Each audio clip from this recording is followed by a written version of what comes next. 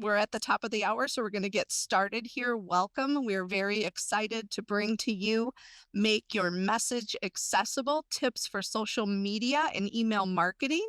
Just a little backstory for you here. Minnesota and North Dakota came together about a year ago and decided to collaborate and bring forth monthly webinars on assistive technology and accessibility topics, and it's been a blast. We're nearing the end of this partnership, but we're hoping that we maybe can continue in the future. So if you want to go to the next slide, I would just mention my name is Amy Perrin. I'm with the Minnesota STAR program, and it's AT Awareness Day. We're really excited to have this event on National AT Awareness Day, brought to us by Congress. And late last night, we got the official proclamation from Governor Walz here in Minnesota that it's AT Awareness Day in Minnesota. Jeannie, you want to introduce yourself and share your news? Sure. Hi, I'm Jeannie Kroll with North Dakota Assistive. I'm the Assistant Executive Director and the Assistive Technology Act Program Director. And it is also Assistive Technology Awareness Day here in North Dakota, and the National Assistive Technology. It's just Awareness Day all the way around. So we're pretty excited and have a great webinar. Thank you, Jeannie. Next, I would like to introduce you all to our esteemed presenters. We're really thrilled to have two amazing individuals here today. I think, Lyssa, were you going to start? Yes, I'll go ahead and kick us off. So my name is Lyssa Prince, and I am from the great state of Oklahoma.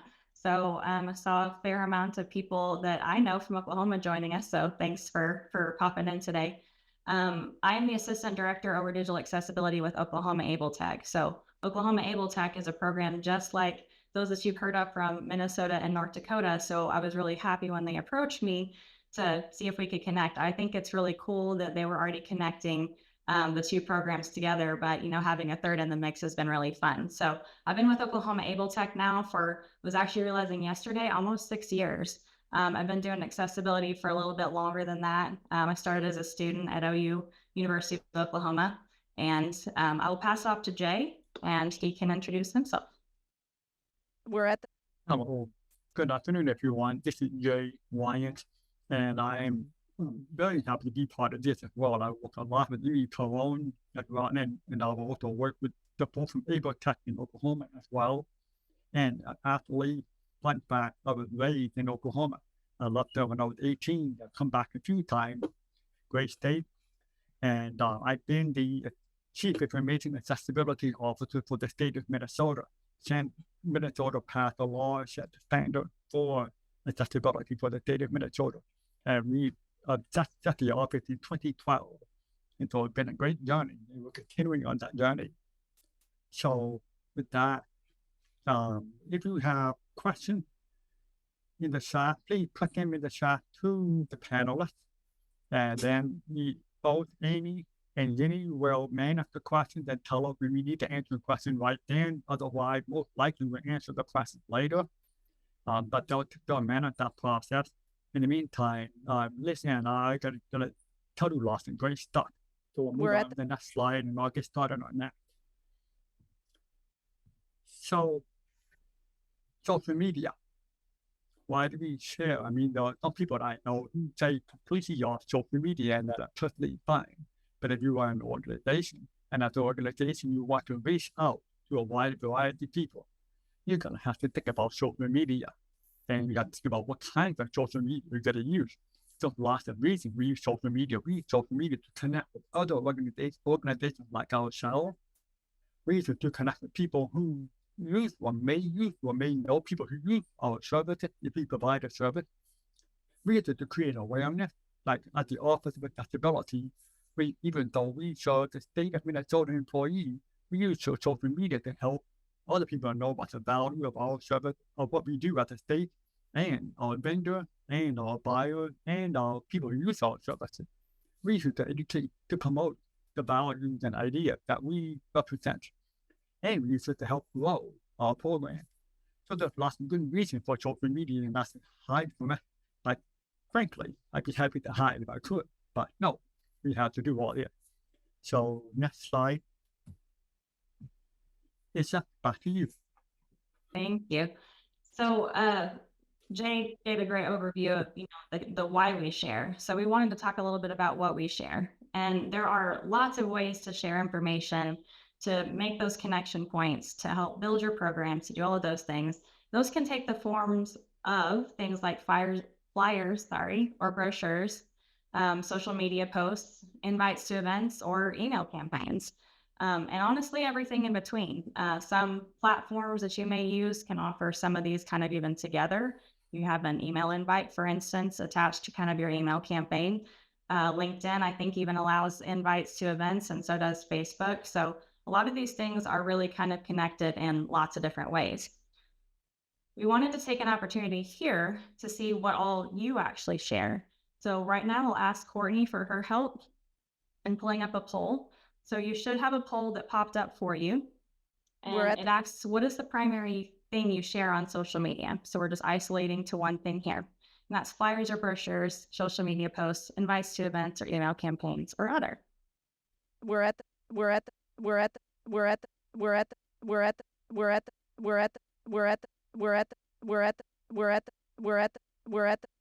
And if you actually select other, if you don't mind going ahead and popping something in the chat to let us know what your other is. Leave the poll up for another few minutes, or sorry, a few seconds. And Courtney, if it looks like everybody's kind of getting close to submitting, you can go ahead and close it.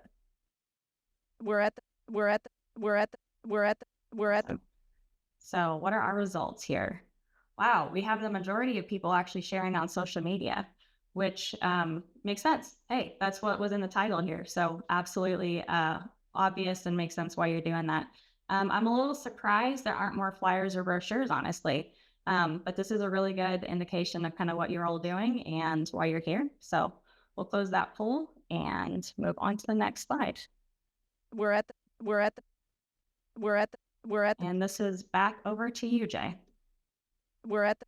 Thank you, Lyssa. And like Lyssa said, it's interesting and people are very focused on social media, but to be fair, that was the primary focus. I'm sure many of you also do the other stuff as well, to some extent. And so the goal of social media to reach everyone, not just some people.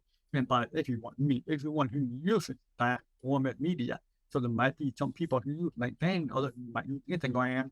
And so you will be thinking about things like, what are my people using? And then you want to make sure that people who do that can get your message. And that's what we're going to talk about today, making sure that whatever platform you use, anybody using that platform can get your message and understand what you're trying to do.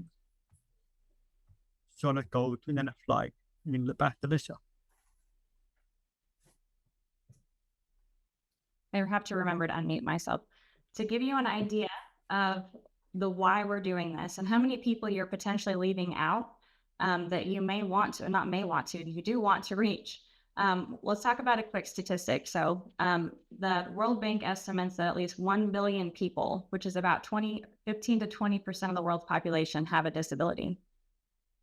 So that is a really high number and potentially a lot of folks that you're actually leaving out when you're not considering the accessibility needs that we'll kind of go through today. To isolate to the United States, that's even potentially a higher number, around 27% or 1 in 4 adults. So this is a really large group that has a lot of say in buying things, attending things, helping you grow your programs, all of those sorts of things. I really want to make sure that we are thinking about the number of folks that we can impact by just changing our thinking a little bit to be a little bit more inclusive as we're designing our social media content, email campaigns, and all of the above that we talked about and that you were sharing. I also want to add that Luke actually messaged or put in the chat that he does SMS campaigns, which is really, really cool. That's not one that I had thought of to put in this presentation, is a little out of scope, but hey, that's something also to consider there as some text. So there's lots of ways we can kind of insert this, and we're obviously isolating to just social media and email today. but it's great to think about these things overall as you're building any kind of content. So I'll pass it back over to Jay for this next slide. We're at the So this is Jay speaking. WebAIM is a non-profit, not a nonprofit, and they are not-profit completely focused on digital accessibility. So they have what's called a million project, where they scan the top 1 million websites, and they can, and it's just a very high level chance to say, hey, how accessible in general are these sites? Well, as you can see in the screenshot, government seems to be actually one of the lowest with the average number of errors for government pages. Yay, government. And then it goes down to law, government, politics, then business, technology, computing, and social media. Social media, by that, I believe it means that it does scanning social media company and their product. And the product can have an average number of 46.1 errors on the home page. So that's kind of concerning, because that means that whatever platform you're going to use, you may be having to work around potential issues of those pages. So that's what we wanted to be thinking about as we go through with the rest of the presentation here. What kind of resources do you have, and what do I have to know about you in order to make sure that my message gets out the best way possible? So why don't we go to the next slide? So let's talk about what is accessibility. The definition of accessibility is the process of making information, activities, and environment useful and meaningful for as many people as possible. So what that means is it's a level setting platform that anyone and everyone can use. Some people, an analogy we often use is an electronic shortcut. You put a shortcut into the sidewalk, not just for wheelchair users, but because it makes things easier to use. So anybody can walk in, whether you sprain your ankle when you're walking your child or grandchild in a stroller or delivering a dolly. It's a universal means of access to that curb. And accessibility is kind of the same principle. It's a digital shortcut in that you ensure that everyone can receive, understand, and ask the client services as easily as everybody else, as much as possible. So we will keep that mindset. We use social media. And then also with that mindset, we will address potential challenges that social media may present. So I'm going to pass it off back to Lyssa. we're at the Seriously, the mute's going to get me each time this time. Trying to prevent dog noises from coming through. So I am muted now. We're good. All right. So I wanted to introduce you to this idea of the 4 core skills. This is something we are building at Oklahoma Able Tech to try to help folks cut through the confusion around accessibility, to reduce the mental overhead that kind of goes into it, because any of you, and probably most likely a lot of you who are on this call today, have heard some of what we're talking about today, and heard things to do to make your content more inclusive, but there seems like a lot. So this is kind of our stab at cutting through that noise and helping you think about these 4 things as a whole, to make sure you're kind of, going through and isolating these things on each piece of content. So we're going to talk through each of those today and kind of give you some examples of things that fall underneath each of those skills. And we'll kind of start there. So creating equivalent experiences is the first one. Making content readable, using color carefully, and using good structure. So honestly, if you take these 4 concepts into anything you're doing, then you're typically going to start out with a little bit more accessible content. Right. So now we've hyped this up a lot, or at least I hope I did a good job hyping up the 4 core skills. The first one we're going to start with is that use good structure skill. And there are a couple of questions we want you to keep in mind when you're starting to think about building some new content. And that is, what different types of content do I have? So in the case we're thinking today, this is like a social media post, or this is an email that we're going to build using some of the stuff that we're trying to do. We'll go through a campaign kind of at the end of this, and you'll sort of see how we're kind of building those structures and those pieces of content. But this is really important. Like, what kind of content do I have? What's actually on the page? What am I trying to share and convey? The really important piece here is, how can I make sure the system knows what each type of content is? So I have a picture of building blocks here. This picture is meant to represent that the system only knows what you tell it. Computers are pretty silly. They're pretty dumb. I mean, now with AI, we may disagree with that a little bit. They're getting a little smart, a little too smart for my liking at times. But typically what you code in, what you put in is what you get out. So there are a lot of things that we need to make sure the system knows so that it can spit out information properly for everyone, but also particularly folks who are using assistive technologies. So to give you a couple of examples of what kinds of things you can do for structure, we'll move on to talking about headings and lists. So heading structure is something, again, you probably have heard quite a bit about. Heading structure itself will make your content navigable if you put it in properly. So if you're ever in a Microsoft Word document or in Microsoft Outlook, for instance, if you're building emails there, which is, I don't know if it's the most common one, but I know most of our organization uses it, and a lot of organizations use Microsoft Office. There are styles up in the top of your ribbon in any of those Microsoft programs that allow you to add styles. Some of those are headings. If you put those in, those will allow screen reader users, just as an example, to kind of hop around your content so that you can kind of get the same usage that someone who's not actually needing to use a screen reader will have, just that scanning. That's one of the things that social media doesn't necessarily let you take care of, but you can actually add that in emails. Another thing is lists. So most of you probably actually use lists properly when you're in, say, a Word document, and different social media tools will have different options for you to edit text.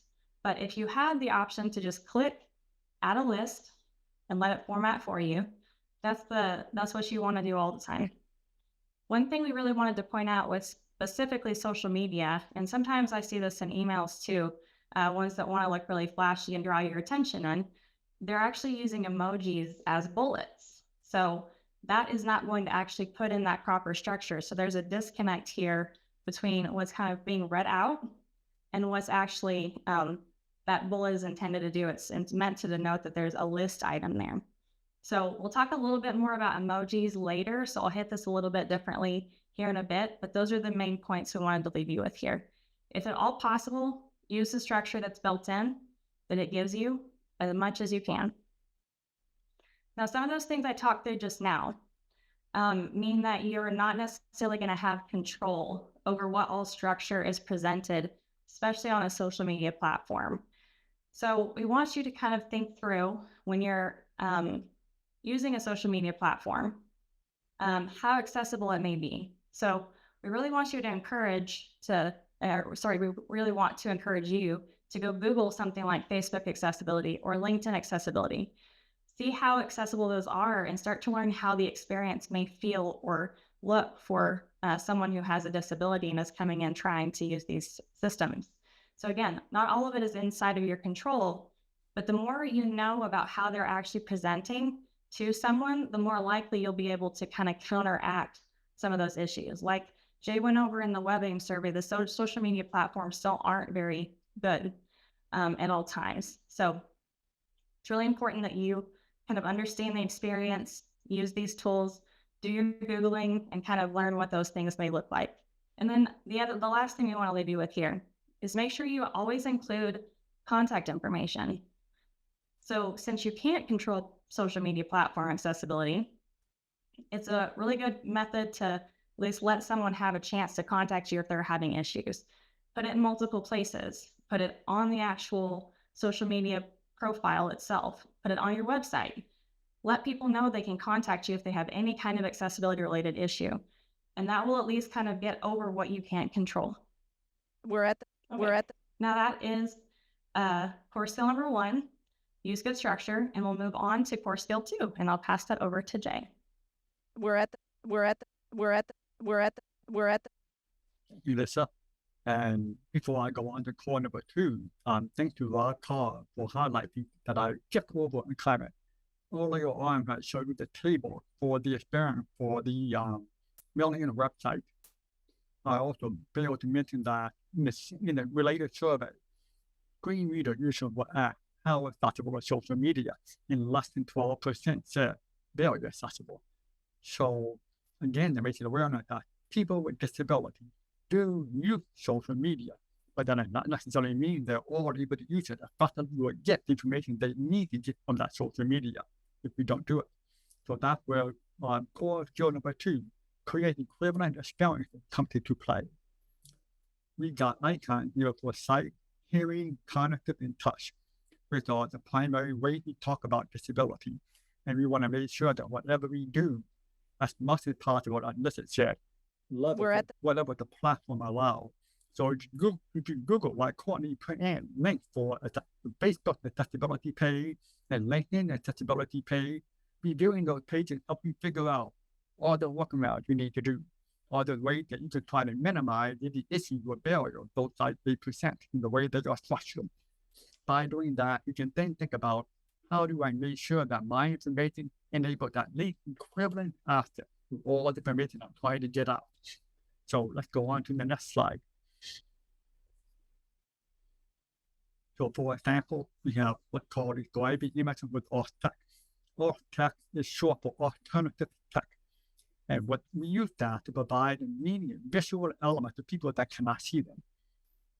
So the way to think about it is, we are not necessarily describing the literal image, and I'll talk about that in a minute, but describing the image in someone over the phone. So this is very important. For example, on webinar like this is not about have social media, but the way you're thinking about it. In that webinar, we tell people what we are presenting in case people are calling into the webinar and actually seeing them, but that's in context. So with that in mind, the next slide, please. You've all heard that content is king. So when you focus on video describing an image, think about the purpose of that image.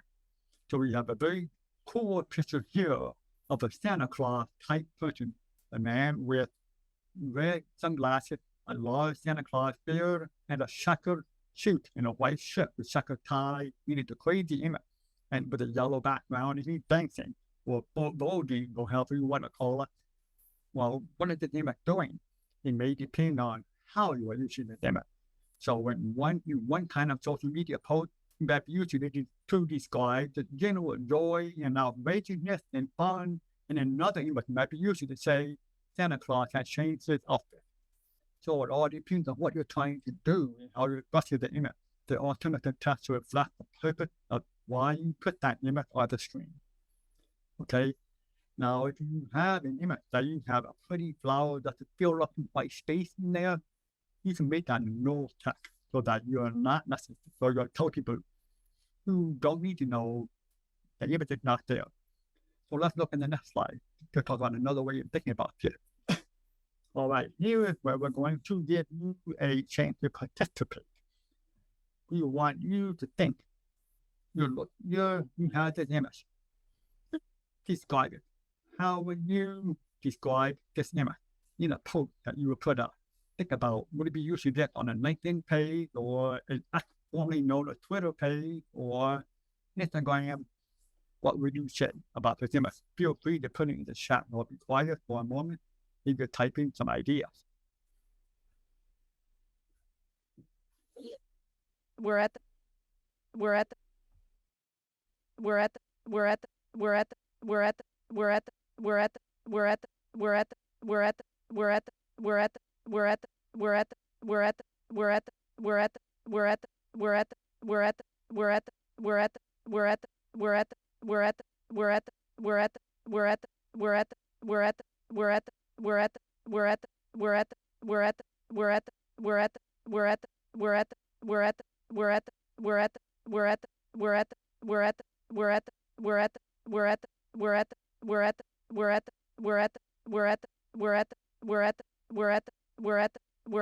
I have unwritten myself.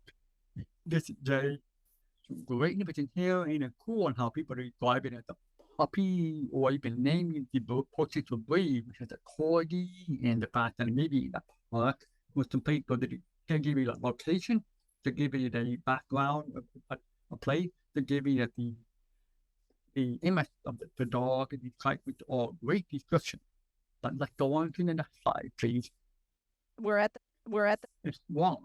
That's all wrong. Oh my God, because the actual image is being used to post a warning to everybody that authorities on the lookout for vicious dogs that have been attacking people in downtown park.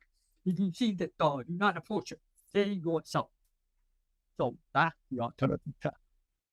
We're at the, we're at the, Again, it's the purpose of the image. Why is the image there? And then you need to provide alternative tests. Now, here's the thing. We'll talk about this more as well. We talk about email campaigns as well as bulletin. Is that you want to think about the alternative test, the way to provide supplementary or useful information for people who cannot see the picture. The key information should always be in the text itself. Because that's what people are going to really pay attention to is the text itself to make sure that happens when you're doing that. All right? Yeah, Amy, you really got that wrong. You really did. Okay, now let's look in the next slide. we're at the, So that's just what we're talking about now. Any image with the test should have alternative text, or it should have all text. we're at the, So for example, we have a picture here of Lyssa organization test at Oklahoma 2023 recorded session now available with the microphone picture underneath it. Your test will simply read test at Oklahoma 2023 : perhaps recorded session now available. And that's it. You don't need to say that the nice purple border. You don't need to say that we have little purple dots on the alternative colors. You don't even need to talk about the microphone. Just the text. That's your text. Okay? And so images and banner on social media like Facebook and X, you should not have text in the image. You should try to have it as a separate item, either as a heading or the other way on it. Okay, but try not to have text in the image. Image should just be the image. And it's usually no or pretty. If it's a logo, then you could also text that it's a logo. Okay? So I think I've got one more slide. So we can move on to another aspect of equivalent experiences. We talked about alternative text. Another example of equivalent experience is captioning or video. So for example, we could in Zoom right now use Zoom automated captioning feature instead of the cut file that we have with the separate document that I'm using, so I can see the whole transcript, or having that cut go into the caption file. The reason we're not using the Zoom automated caption is, for one reason, I have a deaf accent.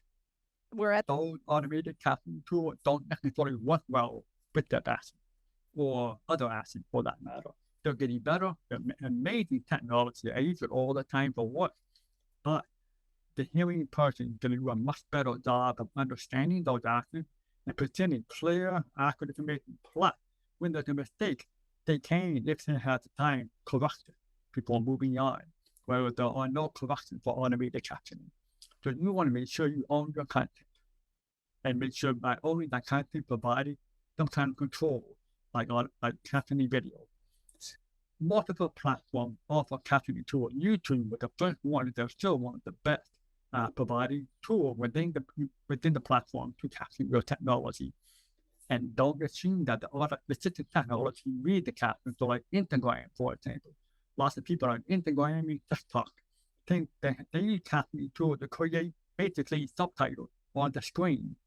It's not always clear whether those subtitles are actually just reachable through assistive technology. They're also what we call the lower third of an image rather than actual caption. So you want to keep that in mind when you provide information, in as many ways as possible. And with that, I'm going to hand it off back to Lyssa. Jay, this is Courtney with the chat over here. And Amanda asked what your thoughts are on AI tools that are designed to write alt text based on an uploaded image. It's, I think, probably similar to your thoughts on auto captions, but I'll let you answer. This is Jay, that's a fantastic question. Yeah, Facebook was one of the first ones to offer automated AI-based alternative text. And that was for those people who were not even paying attention to the fact they had alternative text to do it. My advice, look at it. Check what the AI is saying. And this is the great example of context. So, for example, I'll create an image file and I'll post it somewhere, and I'll set the AI, and the AI will give a very generic description. It's got flowers, or it's got a dog on a park, or it's got something. But if not, it's got to be why I put the picture down. And We're that's at what the alternative that does. It gives you the reason for why you put the picture there.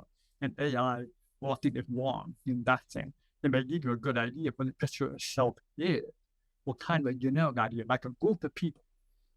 But the group of people may have a specific idea of what that group is or what they're doing. You're going to have to provide that information. So always check. Always check. And Jay, then somebody else. Go ahead. This is Courtney again. Just wanted to ask if you saw Debbie's comment in the chat there. Yes, I did. Thank you for asking. So Debbie asked that she said that she heard the check to turn off the auto caption. Otherwise, when performing it, that's the check will indicate off caption there, even when it's horribly wrong.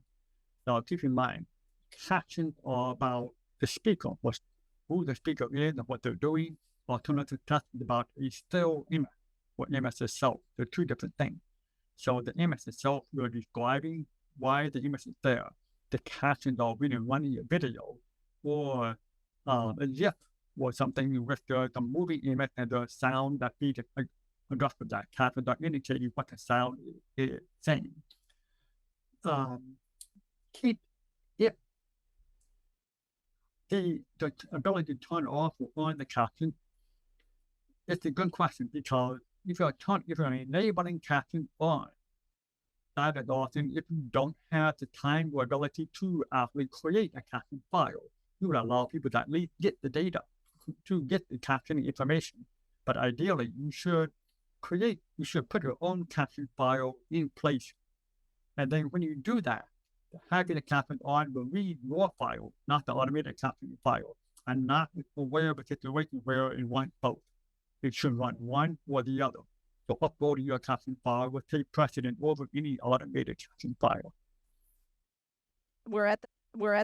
This is Lyssa too. Those were some really good comments, and I know Microsoft Office has at least gotten a lot better about warning you when there are auto-generated things. So Jay mentioned already, go check that if it's putting them in there, that's fine. Just make sure you check them.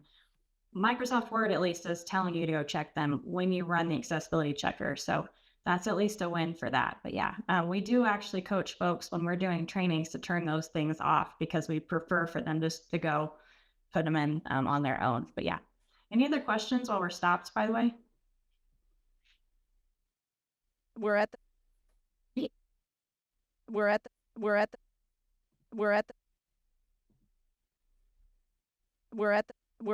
Okay, well, I'll move on to the next core skill then. And this one is make content readable. So this one seems pretty obvious, right? And it's like, hey, if I'm not making my content easy to understand, what am I even doing, right? So that is the question. Am I making my content and design as easy to understand as possible for my audience? If not, why not? What can I do to simplify it? So there are a lot of things that can come underneath this one. We're going to focus on a few, particularly with social media here. We'll start with hashtags. So hashtags are used very, very commonly across social media and all the platforms, really. Seeing them on Instagram, Facebook, LinkedIn. Although I say that like I'm on social media a lot, I'm actually not, which is funny. That's why it's funny I'm doing this social media webinar here. But anyhow, one thing you really want to make sure when you're focusing on the readability of your content in those platforms, though, is to make sure you capitalize the first letter of each word in your hashtag. I've heard that called camel case. I think there are some people who are more word nerds than me that would disagree with camel case, but really that's the most important thing. Capitalize the first letter of each word in your hashtag. That will allow assistive technology to identify each of those different words. Otherwise, it's going to try to announce whatever's in your hashtag as a gibberish word, potentially, that doesn't make sense to anyone. So the example I have is this is good, and the T of this, the I of is, and the good, or the G of good is, those are what's capitalized. And then the bottom one is this is not, and nothing is capitalized. So I'm not exactly sure how a screen reader, for instance, would pronounce that second one, but I'm not guessing it would turn out very well. Also, another thing to point out is to put those hashtags in the right place. So sometimes folks will intersperse them throughout their content in the post, but it's really better if you put them at the end of your post content so that they can actually kind of be read in a place where it makes sense and the content has already been read and absorbed, hopefully. Those hashtags do also function as links. So you can click those. And that's one of the reasons it's better for them to go after the post content. Lyssa, this is Courtney. And I have a question, and it's about when you tag another person or entity in a social media post. Sometimes we go through and put their, tag at Lyssa partway through the post. Is it a better practice to do it at the end?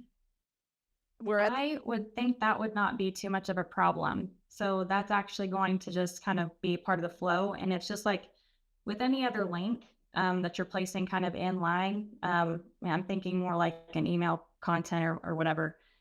This doesn't necessarily apply as much to so links on social media, but you're kind of reading it in the middle of your sentence. So I would guess that that's not actually going to be a problem. Jay, you can please correct me if I'm wrong. It's Jay again, but many times we're talking about accessibility, they're not always any hard and fast rule. Like this is saying, we're focusing on the readability of the content. And so we're calling out somebody, like you say, shout out to Lyssa for a great social media event. And you at Lyssa. Well, that makes sense because you're using her name in the context of that sentence. Hashtag or by the nation. Referential to the overall topic. We're trying to tag the theme of what you're talking about, which are really part of the actual flow of the sentence. That's why we recommend putting them at the end, where they may change in the content that the reader is using them. But I would hesitate to shout out 15 people in the middle of a sentence, because then it gets repetitive and it's annoying. Nobody can read every single one. So think about, are people going to read each word? If they read each word and it's relevant to read each word to it, they just try to show a bunch of people. I would put them at the end, for people who want to pay attention to it can do so. I thank you for answering that. Lyssa, there's another question in the chat. Yes, thank you. And this is Lyssa. So how does the reader read the hashtag? And I feel like this is going to be an it depends answer. It depends on how the verbosity settings are set for each screen reader or which screen reader they're using. So for instance, VoiceOver on Mac will say it differently than NVDA, which is a free program we use for testing a lot, versus Windows Narrator versus Android Talkback. So that is something that's going to depend, but you can always think, whoever or whatever screen reader someone's using, they're typically used to how that's being announced, but so they're going to kind of be used to it, but I think it's going to depend. Good question though. All right, so we're going to go on to one more point about readability. Have two more, I think. So this is kind of limiting fancy font. So I know that we all want to be designing things that are really pretty, and just because we're trying to make it accessible does not mean we cannot make something pretty, but we kind of want to limit ourselves here. So kind of avoid really curly cursive fonts, or at least large portions of them that can really impact your readability. This is something, I don't know, my Nana has really lovely writing. She learned back when she was in elementary school, but I can't read her writing very well because of how fancy it looks. It's actually one of those things I struggle with. So cursive may look really great, but if you're going for readability, you want to limit it as much as possible and use cursive that's not got a lot of height differences and things like that. We'll kind of compare a couple on the slide over here. And then as we go through our campaign, you also want to limit italics. So how many of you have seen something presented just with the whole blurb in italics and had trouble reading it? Right? I don't know if you can show of hands in the participants list or put it in the chat, but I know I struggle with that too. Got a raised hand from Courtney. Thank you, Courtney. Yeah, so that can be really tough for anyone to read. So right now we're kind of thinking through, this is a universal truth, right? But it also really applies to people who have vision issues or cognitive disabilities or things like that. And also another point is to make sure you're not using anything that's not built into your platform. So if you're having to kind of go find it on a web page and then copy paste it in with a fancy font that your platform isn't supporting, that's not going to be read off very well. We actually can't guarantee it's going to be read off in a way that makes any sense at all. So really try to make sure you use things that are built into your platform. That kind of actually goes back to that structure conversation a little bit, right? So using what's built in is typically always better, not just for structure, but for readability too. And then emojis, our favorite thing. Let's first consider that every emoji actually has a description. So we've already talked through images and adding alternative text to those. While emojis are the same exact way, they have those built into them. They have that alt text built into them in essence. So we don't want to use emojis as emphasis in a sentence if we can avoid it. And got a couple of examples here of how often people use these to kind of put emphasis on specific words or parts of words. So I have one that's actually the sparkles emoji, and then the word literally and sparkles. And then also got one that says this clapping hands is really clapping hands, really clapping hands, going clapping hands. So those are both spelled out, but I actually wanted you to hear really quickly what that sounds like on a screen reader. So hopefully my computer will cooperate. See if we can play this. Clapping hands is clapping hands, really clapping hands, annoying clapping hands. So, I mean, emojis are lovely. We like using them. They make things look prettier, but also think back to that bullets point I was making. If you have these emojis that you're using as bullets, it's going to say clapping hands before every single one of your list items, where it should actually not say that at all, depending upon the screen reader, but that's another point for another time. So we really want to make sure and use emojis sparsely and only when they need to be used. And then also there's a point down here, any of the emojis that have skin tones, that's actually going to add some extra information to the description. So for the heart hands, the one with the medium light skin tone is going to actually be called out as medium light skin tone versus the one that's the yellow variant, it's just heart hands. So those are our suggestion there is to just only use the yellow variants.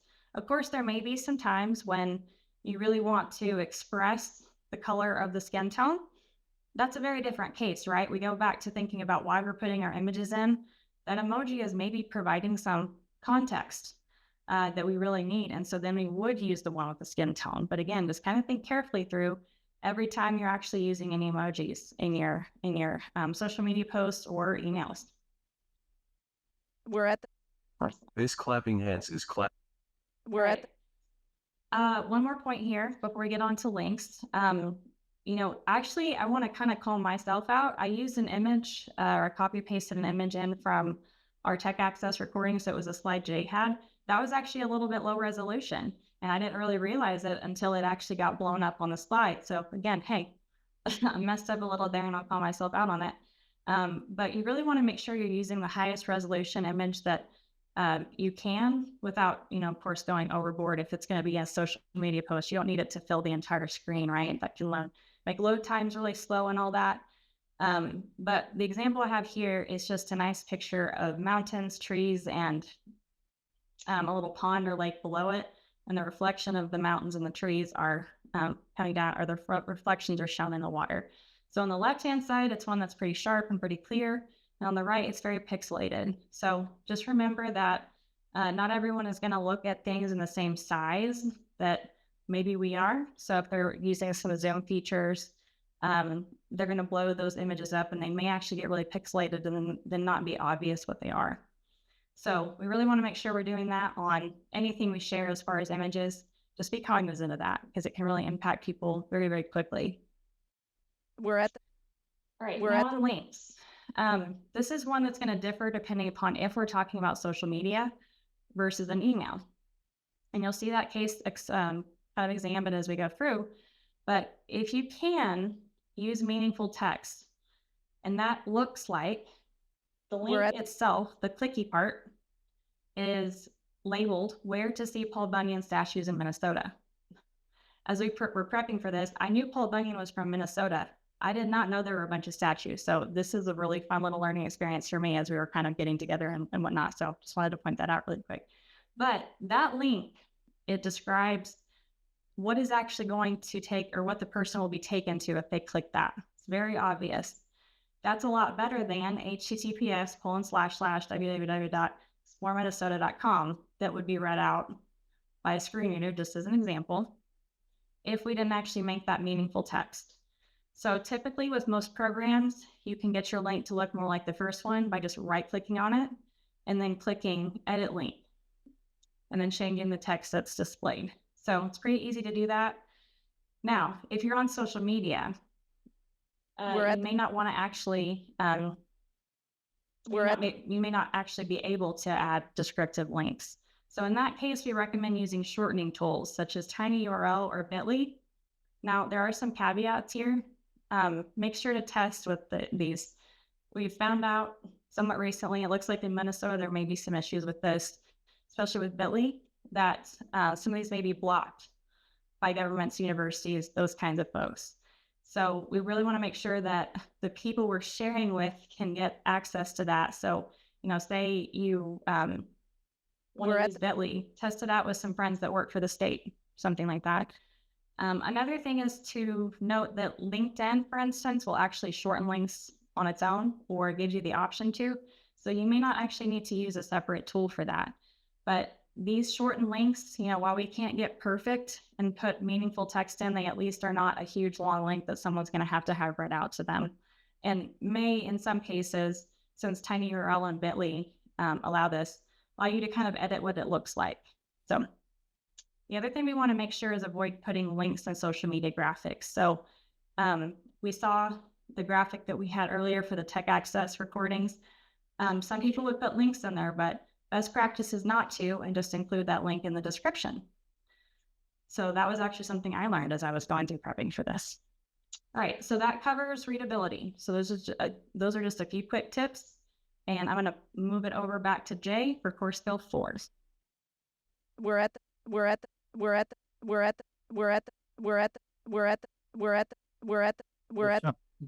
we go. Thank you, Lyssa. And I want to comment on something. When we think about accessibility, we're trying to address all people, including people with disability. One of the common issues that you think about with disability is cognitive disability. So think about cognitive load. And so the example that Lyssa was talking about, why making readable, or how to make more with the italicized text.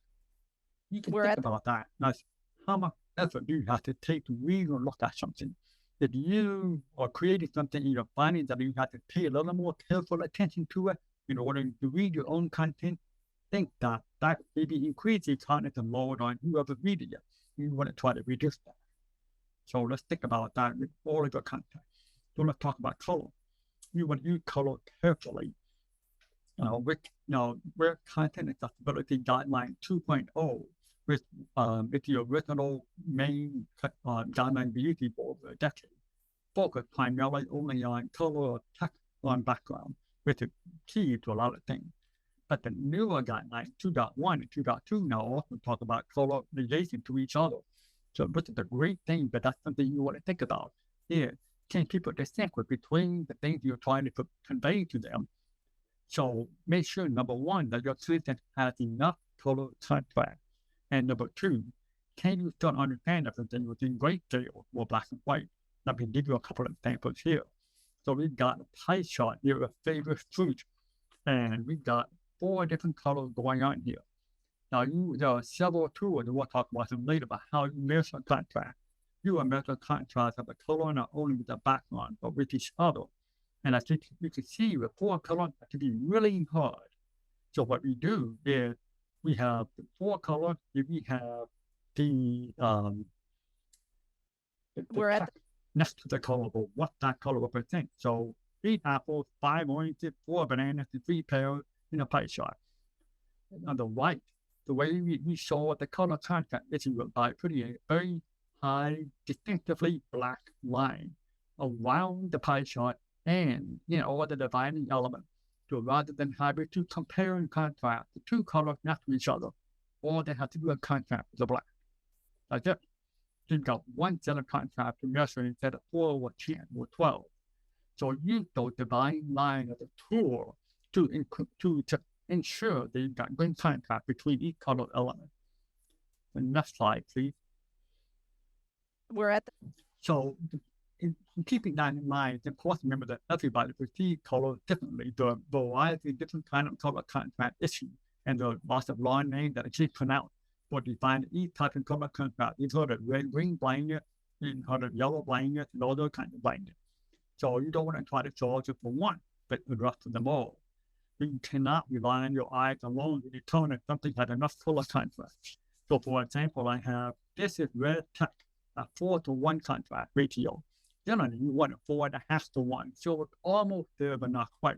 But this red text is the default red text when you use Microsoft Word or any Microsoft product, and you're opening the color option for, instead of using black, you do select from the default color wheel, that's the default red. It's not fully accessible. So you're better off going and selecting and creating a different kind of color and testing for it. So I got this is better red text, where the deeper, darker red. It's not as bright, but you may not think it's not being not as bright, so not have as much contrast.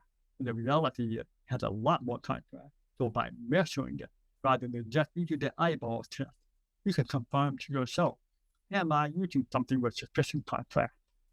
Next slide, please. So I mentioned contrast. We really recommend reading our favorite contrast cycle is the Paciello Group or TPDI, Color Contrast Analyzer, where the organization I mentioned earlier, and Rod Carr, who was previously on the chat, works with WebAIM. They have a great color contrast tool as well in their Wave tool. Both are good. It depends on your environment. If you're checking contrast on a web page, or if you're checking contrast with something you are developing offline. The color contrast analyzer is a software product can help you test things offline before posting online. So there are different ways to use it. And again, for test to background, you have a 4.5-to-1 ratio for adjacent color, 3-to-1. We're at so you can use that when you select it. You can use the eyedropper or the actual RGB or hash code and use that to compare background and foreground or side by side either way. And as you can see in the image, it shows the result of two different colors of the ratio 1.8-to-1 with clearly not enough contrast. So those are some tools to think about. You might catch more attention. I've got to turn it down. Okay, so next slide, please. So the more contrast consideration, we want this social media, the great tool for sharing really cool information. Like, for example, you have an event that happened and you want to share people the results of that event or survey that you took. And you want to say, hey, here's the results of our survey. Everybody's favorite food. So you want to make sure that you share that to everyone and then share that in a meaningful way that everyone can actually use. So again, as we mentioned before, put some text if you can. Text give you the actual information and not relying just on the image. But people like images. People find images valuable to make the image as useful as possible. So here's one example of the top favorite food. Again, 4 colors, this time 4 darker, deeper, richer colors than earlier, probably slightly more contrast. But instead of having text pointing to each color, giving the image, identifying the number for that image. We usually that's a myth, but we forgot the term. Legend. A legend which lists each color and the color in the text next to that color. And now you have to correlate the color you see on the wheel with a legend next to it, which is very common in math, for example. But that can be tough for some people. Okay, just dark green or this light blue. Okay, now looking at the legend, especially the legend of line rather than the black. Here, the legend of black, which means a little easier to look at the color. But imagine the line graph and the legend being line, you look very carefully at it and say, okay, which one is which, and try to correlate that. So you really want to try to have the color extremely distinct if you can, but we're relying on legend for that. And again, you can see the first example, you see white line in between each color to create a separation for that tool. So if you're concerned that they may not be able to tell what the legend correlate to what's color, think about pattern. So we created different patterns for each color. So the pattern and color together allow you to separate the two things. So that's one cool tool. What that pattern can also do as LP is test something by putting the grayscale. And because that's the standard sample, what it's doing is a grayscale version of the same image. And with the pattern helping to make things lighter gray or darker gray, what are separating in terms of the way you perceive. And so think about these tools, color, think about using either legend or preferably text right next to the image so that you can correlate with color that referring to which element being what the number amount is and those things. So always think about how you design the image, how you present the image, and then how you color the contrast the image. All works together. And I think I'm handing off to Lyssa again. So back to you. Hi, Lyssa. This is Courtney. I'm just going to interject, let you know you have about 4 minutes left. And Jay, I love that your cat makes an appearance. Mine loves to do that too. So. Thank you, Courtney. And my dog has actually been slowly coming. I'm standing and she's coming slowly closer to me. So I keep having to get closer to the computer. So our animals are all deciding to be fun right now. But yeah, we do only have about 4 minutes. So we might not be leaving too much time for questions. I know I'm happy to stay on late, but I know we want to respect everyone's time. So we'll probably get through the content and then stay on late if we need to. Otherwise, we'll just say bye to everyone. But we're going to go through really quickly and kind of talk through an exercise, which I think is going to tie everything together. So we're basically thinking about building a campaign here. So your first thing that you do is to create a graphic normally, right? That's kind of where it all starts. That can be something you're actually building directly for social media. It can be a flyer that you may share on social media as a link or in print version. Regardless, it's kind of starting with an image, but we're going to kind of isolate and go through the process of kind of building an image for a social media post that will also use an email. So think of the scenario, and this was actually one we did really recently in February. We're advertising an open house for a new smart home demo range. We're going to include things in this campaign, like a graphic that's going to be shared on social media, the alt text for the graphic, a registration form, email content, social media content, and the point of contact.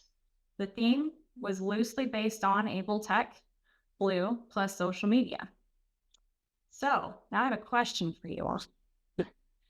We have two images here. The one on the left is using the one we actually use, and then the one on the right maybe is one we also use. I don't know. I can't tell you just yet. Anyway, so I want you to kind of look through these images and figure out which one is the one you think is better. And then I also want you to think through the things that are potentially wrong with one of these images as we get through. So which one, left or right, do you think is better? Everyone's saying left. So you fell right into our lane. So the one on the left is a lot better. It's a lot more readable. It's a lot more obvious what it's trying to say. And I know some people are already kind of popping some stuff in the chat, but what all do you see is wrong with the one on the right? I'll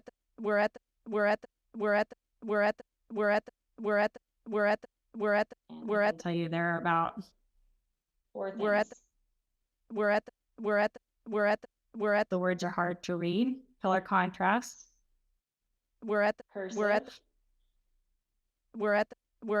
Background color is making it hard to see the words. Someone was saying they don't know exactly because they don't have a screen reader on, so you can't see what all text you put in it. That's a really good point.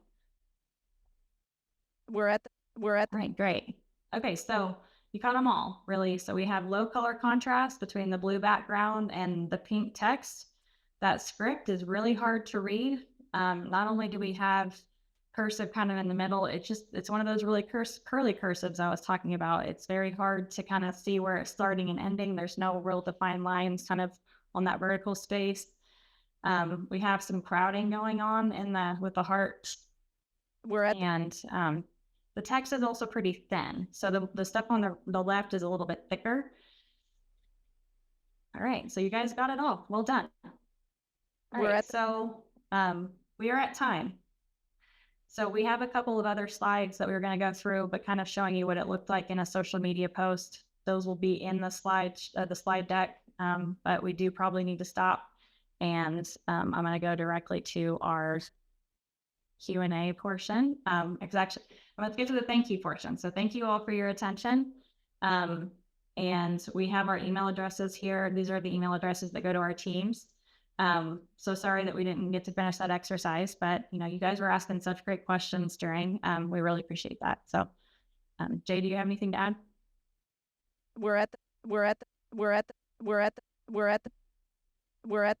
Sorry, this is Jay. Thank you all for letting me here. And again, I'm sure that you have questions intended to our team, or more importantly, to Amy or Jenny and their organization, and they could pass it on to us, anything that we can't, they would like us to answer. This is Amy. Thank you so much. You both did an amazing job, as we knew you would. I'm sure Jeannie wants to chime in, but before we end, I just wanted to say again, happy AT Awareness Day. Yes, fantastic. And just if you happen to be in the Bismarck area from 1:30 to 2:30 at our Bismarck Center, we are having an open house, and they are using the new Brava oven and baking chocolate chip cookies. So stop on in.